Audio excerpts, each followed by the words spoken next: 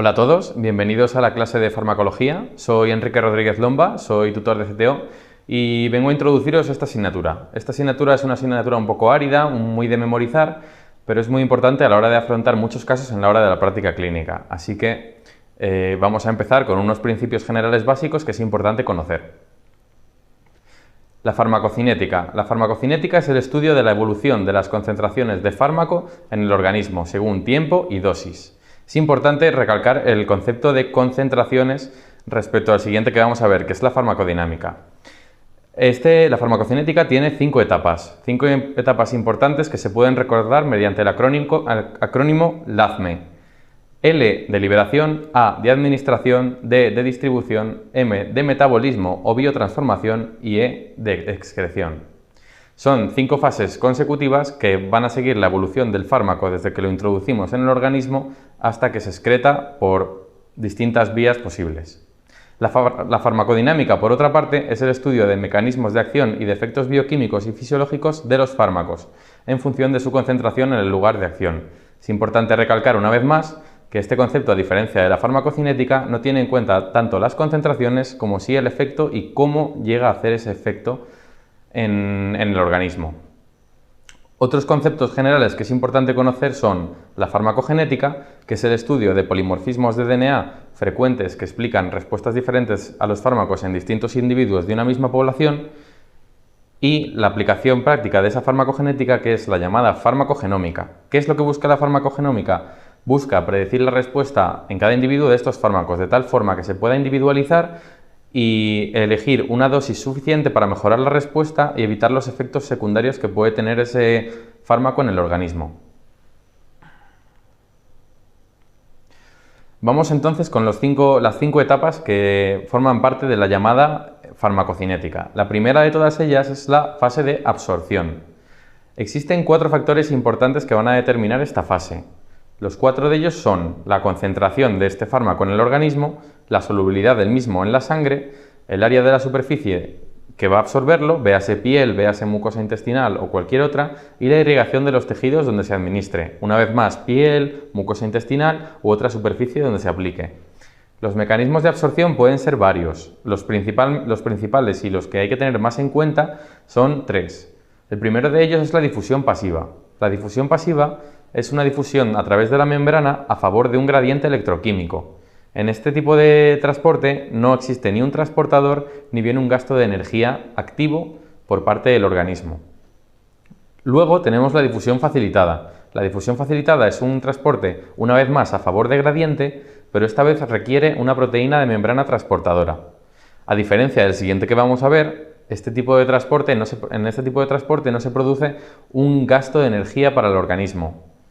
Y por último, el transporte activo es un transporte que se realiza en contra de un gradiente electroquímico y en este caso sí que hay gasto de energía, gasto de ATP, que va a conllevar un gasto en el organismo que no se ven en los otros 2 mecanismos que hemos visto anteriormente. Las vías de administración pueden ser varias y en función de eso va a depender su absorción. Aquí os he puesto unas de las vías indirectas más frecuentemente usadas. La vía oral, que es la más fisiológica y por lo tanto la más utilizada en la mayoría de los medicamentos, tiene una serie de ventajas. La ventaja más importante es que es la más fisiológica. Es como la ingestión de un alimento cualquier otro. Se absorbe por la barrera intestinal y pasa a la sangre. El problema es que esto tiene una serie de inconvenientes. El primero de ellos es que no se puede administrar cuando una persona está inconsciente o bien cuando tiene problemas para la deglución. Y sobre todo es que los fármacos que se absorben por esta vía sufren un efecto de primer paso hepático muy importante antes de incorporarse a la circulación sistémica. ¿Qué es el efecto de primer paso hepático? Es la metabolización de los fármacos que llegan a partir de la vena porta antes de pasar al sistema general, donde ya van a ejercer sus efectos. La vía sublingual, por otra parte, tiene una serie de ventajas respecto a la vía oral. Una de ellas es la gran rapidez con la que se absorbe, porque se absorbe enseguida por el plexo venoso que se encuentra a nivel de debajo de la lengua y, sobre todo, es que no tiene un efecto de primer paso hepático. Pasa directamente a la vena cava y desde ahí se distribuye hacia toda el sistema circulatorio sin necesidad de sufrir un metabolismo inicial antes de incorporarse a este. Como ejemplos de este tipo de aplicaciones es muy típico las pastillas de nitroglicerina para las crisis de angina. Es una vía muy utilizada y que puede tener muchas aplicaciones prácticas. La tercera de todas estas vías indirectas es la vía cutánea. La vía cutánea es la aplicación tópica de un fármaco. Es como por ejemplo los parches transdérmicos de nitroglicerina. Son una forma muy cómoda de aplicarse, pero sin embargo tiene una serie de defectos, y es que la absorción es mucho más errática y además puede ser más lenta de hacer efecto que las anteriores que hemos visto. Por último, en estas vías indirectas tenemos la vía rectal. La vía rectal es muy buena para aquellos enfermos que se encuentran inconscientes, que no tienen capacidad para deglutir. Y como ventaja es que evita parcialmente el primer paso hepático gracias al plexo hemorroidal. Sin embargo, la absorción por esta vía puede ser un poco irregular y puede llegar a irritar la mucosa de este área. Una aplicación muy común en este caso es la aplicación de diazepam en las crisis febriles de los niños. Es una forma de cortar rápidamente la crisis en un paciente que tiene dificultad para deglutir. Por otro lado tenemos las vías directas. Las vías directas son aquellas que se incorporan directamente a la sangre sin necesidad de atravesar una barrera. Las tres más importantes son principalmente la vía subcutánea, que es la inyección a nivel del tejido celular subcutáneo de un fármaco, como por ejemplo la aplicación de heparina de bajo peso molecular, la enoxaparina, por ejemplo. Son formas de aplicación muy cómodas para el paciente, pero que a su vez puede tener un inicio de acción más tardío que las otras dos que vamos a ver. La vía intramuscular tiene un efecto muy rápido, ya que el músculo esquelético de una persona está muy irrigado por arterias y venas. El problema es que en esta vía es muy importante no aplicar sustancias irritantes, porque se puede llegar a producir una necrosis muscular importante. Fármacos de vía intramuscular muy comunes pueden ser múltiples antipsicóticos, vacunas, etc. Y por último, la vía intravascular, que es una de las más utilizadas en la urgencia. La vía intravascular puede tener dos accesos. Puede ser intravenosa, que es la más común y la que se utiliza en las urgencias y para la aplicación de bombas de perfusión continua, y la vía intraarterial, menos utilizada y principalmente empleada en casos de quimioterapia o de contrastes. Como problema, en este caso, tenemos la necesidad de canalizar una vía y las molestias que esto puede suponer para el paciente. Pero sin embargo es una vía muy importante porque es la que mayor biodisponibilidad tiene a la hora de administrar un fármaco, que es un concepto que explicaremos más adelante. Distribución. La distribución es el segundo paso, la segunda fase de la farmacocinética. Tenemos que tener en cuenta que la farmacocinética considera al individuo dividido en compartimentos virtuales, en los que el fármaco está distribuido uniformemente. Esto es lo que llamamos el modelo monocompartimental. Es un modelo que considera que todo el fármaco se distribuye por igual en todo el organismo. Por contra, en algunos fármacos es necesario considerar un modelo multicompartimental, y son aquellos fármacos que no se distribuyen por igual en todo el organismo, sino que se acumulan con mayor o menor grado en la grasa, en la sangre o en otros tejidos musculares. La distribución del fármaco en sangre puede ser de distintas maneras. Puede ser en forma de fracción libre, en cuyo caso es la fracción que va a ejercer su efecto farmacodinámico, es decir, va a hacer su mecanismo de acción sobre la célula diana y va a provocar el efecto farmacológico que estamos buscando.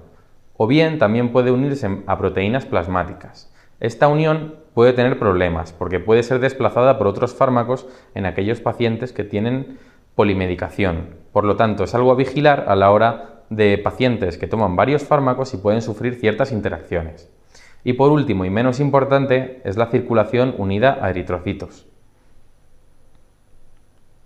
El siguiente paso de la farmacocinética es la biotransformación. La biotransformación es aquello que conocemos como los cambios bioquímicos que sufren los fármacos para ser más fácilmente eliminables del organismo. Existen dos tipos de reacciones metabólicas. Tenemos las reacciones de fase 1, que son las que inactivan o destruyen el fármaco, y principalmente son 4: la oxidación, la reducción, la hidrólisis y la decarboxilación. La fase 2 son otro tipo de reacciones metabólicas y lo que buscan es hacer el fármaco más polar para facilitar su excreción a nivel renal o hepática. Este tipo de reacciones son principalmente dos, son las reacciones de síntesis y las reacciones de conjugación. La mayor parte del metabolismo de los fármacos se lleva a cabo en el hígado, a través del llamado sistema citocromo P450. Este es un sistema enzimático que puede verse modificado por diversos fármacos y esto es muy importante que lo tengáis en cuenta a la hora de vuestro examen, porque es frecuente que haya preguntas de este estilo. Podemos identificar una serie de fármacos que producen una inducción metabólica, es decir, aumentan el metabolismo de unos fármacos de tal forma que estos llegan en menor cantidad a la sangre y ejercen su efecto en menor cantidad. Principalmente, y que tengáis que recordar, estos fármacos son la fenitoína, el fenobarbital, la rifampicina, el tabaco y el alcohol. Por otra parte, existen otra serie de fármacos que lo que producen es la inhibición enzimática. Esto hace que el metabolismo de estos fármacos en el primer paso hepático sea menor y por lo tanto alcancen en mayor cantidad la sangre en el sistema circulatorio general. Estos fármacos, los más representativos y los que tenéis que recordar, son principalmente la cimetidina, el ketoconazol, la eritromicina y el valproato. Y por último tenemos la fase de excreción. La excreción va a ser mayor en un fármaco cuanto mayor sea su hidrosolubilidad y cuanto menor sea su unión a proteínas plasmáticas, ya que la fracción libre de este fármaco se elimina por vía renal directamente. Si está unido a proteínas plasmáticas, esa eliminación va a ser mucho más compleja. Existen una serie de vías de excreción y principalmente, dependiendo de qué fármaco se trate, será en mayor o menor proporción renal o hepática. La eliminación renal de un fármaco va a depender principalmente de los tres procesos fisiológicos que tienen lugar en la nefrona. Estos tres procesos son la filtración, la secreción y la reabsorción. Hay que tener en cuenta a la hora de administrar estos fármacos que esta vía de eliminación está disminuida en situaciones de insuficiencia renal. Por lo tanto, cuando nos encontremos con un paciente en insuficiencia renal, tendremos que administrar menores dosis de fármaco porque se va a acumular en mayor grado. Por otro lado, tenemos la vía de eliminación hepática. La vía de eliminación hepática es específica de una serie de fármacos. Os he puesto tres muy importantes que hay que recordar porque tienen una eliminación principalmente hepática. Estos son las teofilinas, la eritromicina y las benzodiazepinas. En aquellos pacientes que encontremos hepatopatías, cirrosis o cualquier otro tipo de insuficiencia hepática, pueden acumularse y producir cierto grado de toxicidad, por lo que tenemos que tener cuidado a la hora de administrarlos. Aquí tenéis la curva de administración de un fármaco desde el momento en el que se introduce en el organismo hasta que se elimina. Como podéis ver, inicialmente hay un ascenso muy rápido de la concentración del fármaco hasta una concentración máxima o pico plasmático, que es importante que tengamos en cuenta que nunca debe superar la concentración mínima tóxica en un paciente, porque si no los efectos serían perjudiciales. A partir de ese momento pico es cuando empieza a eliminarse y a metabolizarse el fármaco. Tenemos un inicio de la curva descendente muy marcado hasta que posteriormente se hace menos marcado y la pendiente es menos marcada, hasta llegar a una concentración valle que marca el valor mínimo que alcanza ese fármaco al ser eliminado. Por último, es importante que tengamos en cuenta una serie de conceptos en la farmacocinética. Uno de ellos es la biodisponibilidad. La biodisponibilidad es uno de los conceptos más importantes en la farmacología. Consiste en la fracción de dosis de fármaco que alcanza en su forma farmacológicamente activa la circulación sistémica. Tenemos que tener en cuenta que en la vía intravenosa esta biodisponibilidad va a ser siempre del 100%, porque lo inyectamos directamente en la circulación sistémica. Sin embargo, otras vías, como por ejemplo la vía oral o la vía rectal, esa biodisponibilidad siempre será menor y se expresará en un porcentaje respecto al 100% que marca la vía intravenosa. Por ejemplo, en algunos fármacos, como por ejemplo algunos antibióticos, la vía oral, su biodisponibilidad es un 40% de la que tendría administrada por vía intravenosa, es decir, se absorbe en menor cantidad que si la aplicaríamos por vía intravenosa. Y es un concepto muy importante a trabajar a la hora de conocer cómo estamos administrando el fármaco a un paciente. Siguiente tenemos el concepto de vida media o semivida, que es muy importante conocer y viene a decir el tiempo que tarda en reducirse a la mitad la concentración de un fármaco en la sangre del paciente.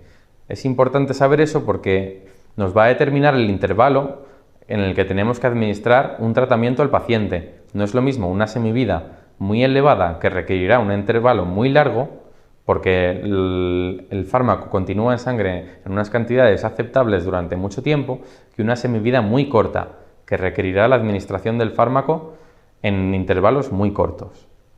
Siguiente tenemos el concepto de aclaramiento. El aclaramiento se mide en mililitros por minuto y constituye el volumen de plasma que queda libre de un fármaco en la unidad de tiempo, bien segundos, minutos, etc. Y es un concepto muy importante y trabajado en nefrología sobre el que incidiréis más intensamente cuando estudiéis dicha asignatura. Por último tenemos el volumen de distribución. El volumen de distribución es el volumen hipotético en el que se distribuye una cantidad de fármaco, siempre que su concentración fuera la misma que en el plasma. A la hora de calcular la administración de un fármaco es importante valorar ese volumen, porque puede cambiar en situaciones de sobrehidratación, de deshidratación, edemas, etc., modificando seriamente los niveles de concentración que se alcanzan en la sangre del paciente. Existen una serie de situaciones que van a modificar la farmacocinética de unos fármacos, principalmente los ancianos, los niños, las embarazadas y algunos más, pero vamos a por los más importantes. Los ancianos tienen, por definición, 5 veces más probabilidad de reacciones adversas a la hora de administrar un fármaco, independientemente de la dosis a la que se aplique, ni el intervalo, ni ninguna otra cosa. Son más susceptibles por alteraciones farmacodinámicas. Las alteraciones farmacocinéticas más importantes van a ser principalmente la excreción renal. Es habitual que los pacientes ancianos a lo largo de los años vayan perdiendo filtración glomerular y con el descenso de esa filtración va a venir la eliminación renal de un fármaco. Por lo tanto, con dosis igualmente a las administradas en jóvenes alcanzarán niveles más altos porque tardan más en eliminarlos. Lo menos afectado en este caso será el proceso de absorción, que se mantiene más o menos constante. Además, existe una serie de alteraciones farmacodinámicas por lo que los pacientes ancianos son más sensibles a aquellas drogas cardiovasculares, aquellas que afectan el sistema nervioso central y sobre todo los anticoagulantes orales, donde puede haber verdaderas oscilaciones de los valores de INR muy importantes. También hay que tener en cuenta que estos pacientes son pacientes que tienen muchísimas enfermedades, son pacientes pluripatológicos y por ello reciben múltiples tratamientos, están polimedicados. Por lo tanto, existe un mayor riesgo de interacciones medicamentosas entre aquellos fármacos con altas uniones a proteínas plasmáticas y además puede haber mucha tendencia al mal cumplimiento y a la automedicación en estos pacientes y es algo que no podemos olvidar a la hora de vigilar un tratamiento en una persona anciana. Siguiente tenemos la situación del embarazo. El embarazo supone una serie de cambios fisiológicos en la gestante que van a inducir un aumento de la depuración renal y del volumen de distribución. ¿Esto qué es lo que va a producir? Va a producir que disminuyan las concentraciones en sangre de muchos fármacos porque aumenta la eliminación de este fármaco y además el volumen de distribución es mucho mayor. Se encuentra un volumen mucho más amplio en el que se tiene que diluir ese fármaco. Además, existen una serie de fármacos que son perjudiciales para el feto. El efecto perjudicial que pueden tener estos fármacos, es decir, la teratogenia, como la llamamos, depende mucho de la edad gestacional en la que se encuentre el feto. Por ejemplo, en la gametogénesis puede inducir a graves alteraciones cromosómicas, en la segmentación puede inducir al aborto, en el embrión puede producir múltiples malformaciones, mientras que en el feto principalmente serán alteraciones funcionales. Por ejemplo, 3 alteraciones funcionales que hay que tener en cuenta. La primera de ellas es la hipotonía a la administración de benzodiazepinas, las hemorragias con los anticoagulantes y con los antiinflamatorios y las hipoglucemias con la insulina. Hay que tenerlas muy en cuenta porque los recién nacidos pueden tener enfermedades provocadas por la administración de estos fármacos durante la gestación. Existe una serie de clasificaciones que valoran el riesgo de toxicidad fetal en los distintos fármacos. La más importante es la clasificación FDA, que clasifica estos fármacos en 5 categorías en función del beneficio o riesgo que dé administrar esos fármacos en la gestante. La categoría A es aquella categoría que ha demostrado mediante estudios no ser teratogénica, que tiene una seguridad comprobada al 100% y se pueden dar sin ningún problema. La categoría B es aquella que no ha demostrado todavía en un ensayo la seguridad, que se admite cierta relativa seguridad y que hay poco riesgo. Por otro lado, la categoría C es aquella que tiene mayor riesgo que la anterior, es aquella que ha demostrado teratogenia en animales, pero no ha habido ninguna demostración en estudio todavía en humanos. La categoría D es aquella que tiene un riesgo confirmado, pero hay situaciones en las que no nos queda otra que administrarlos. Son situaciones en las que tenemos que valorar el beneficio o riesgo a la hora de administrarlos, porque producen lesiones en el recién nacido. Y la categoría E son aquellos que están contraindicados, que no se deberían dar nunca bajo ningún concepto. Sea la patología de la gestante que sea, no se deberían administrar. Y es importante conocerlas a la hora de pautar un tratamiento en la gestante. Otra situación especial que tenemos que tener en cuenta son los niños. Los niños no son unos adultos pequeños, como dirían los pediatras. Los niños tienen una farmacocinética que cambia constantemente según la edad y que muchas de las veces requiere ajustar el tratamiento en función a 2 condiciones. Una de ellas es la edad y otra de ellas es el peso. Las dosis se valorarán en función de estos 2 parámetros. También os pongo algunas de las interacciones farmacocinéticas típicas que tienen lugar en la clínica. Una de ellas es la interacción en la absorción intestinal, que se puede dar con la administración de antiácidos, que disminuyen el pH gástrico y dificultan la absorción de tetraciclinas y también de hierro. Otra es la de aquellos fármacos con elevada unión a proteínas plasmáticas, como pueden ser los anticonceptivos orales, los antidiabéticos, los anticoagulantes orales. Son fármacos que, administrados a la vez, se modifican su unión y por lo tanto aumentan la fracción libre, produciendo toxicidad en el organismo. Otro de los mecanismos es, por ejemplo, la inhibición de la glucoproteína P, que tiene lugar con la quinidina. Esto es una proteína que se encarga de sacar los fármacos de la célula impidiendo su efecto. Si se inhibe, entonces se van a acumular los fármacos en la célula y se va a producir su efecto en exceso, por lo que hay que valorarlo. Por último, y ya mencionado, son los inductores e inhibidores enzimáticos del citocromo P450, aquellos de los que hemos hablado antes, anticonvulsivantes, fenitoína, fenobarbital, cimetidina, todos aquellos fármacos que modifican el metabolismo induciéndolo o inhibiéndolo. Por otro lado, tenemos las interacciones farmacodinámicas. Es importante tener en cuenta el concepto de sinergia y el de antagonismo. Sinergia es cuando 2 fármacos al administrarse a la vez producen un mayor efecto del que se esperaría si se administraran por separado en distintas fases. Antagonismo, por el contrario, es cuando la administración de 2 fármacos anula el efecto el uno del otro. Son 2 conceptos que hay que trabajar y que muchas veces son importantes en el tratamiento de los pacientes.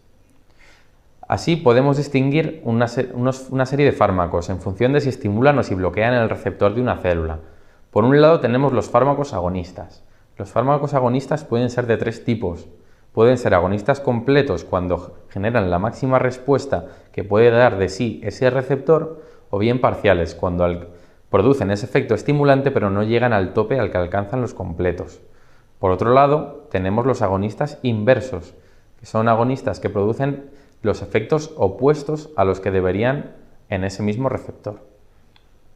Por otro lado, tenemos los fármacos antagonistas. Los fármacos antagonistas son aquellos que bloquean el receptor impidiendo que los fármacos agonistas realicen su efecto. Tenemos, por un lado, los competitivos si compiten por el mismo lugar de unión que los fármacos agonistas, o bien no competitivos si se unen a un punto distinto. Ambos pueden ser reversibles o irreversibles. Otra serie de conceptos que debemos trabajar son los conceptos de tolerancia.